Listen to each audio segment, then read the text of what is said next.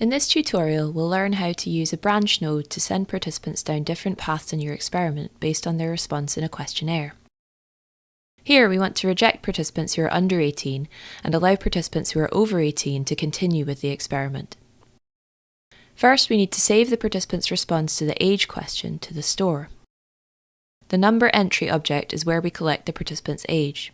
Click the object, then click Show Additional Settings. To save the response to the store, we toggle on Save to Store. We are saving the value of the participant's response to a store field called Age. Now let's see how we use this store field when we add our questionnaire to an experiment.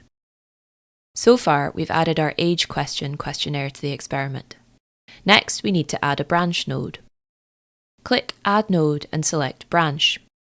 We now need to set up the rules for sending participants down each possible branch. First, let's set up the under 18 branch. The first drop-down menu contains all store fields from the questionnaires in your experiment. Here we select Age to branch on the participant's age response. From the second drop-down, select the comparison rule you want to use. Here we are checking if participants are under 18, so we select Is Less Than.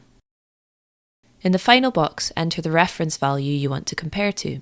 Here we enter 18. We then set up our over 18 branch, checking if the same store field is greater than or equal to 18. We also select one branch as default. Participants who don't match any branch rule will go down the default branch.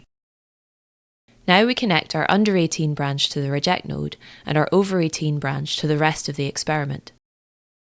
Finally, we can preview the experiment to make sure it's all working correctly. If the participant enters an age under 18, they are immediately rejected from the experiment. If the participant enters an age over 18, they continue with the rest of the experiment.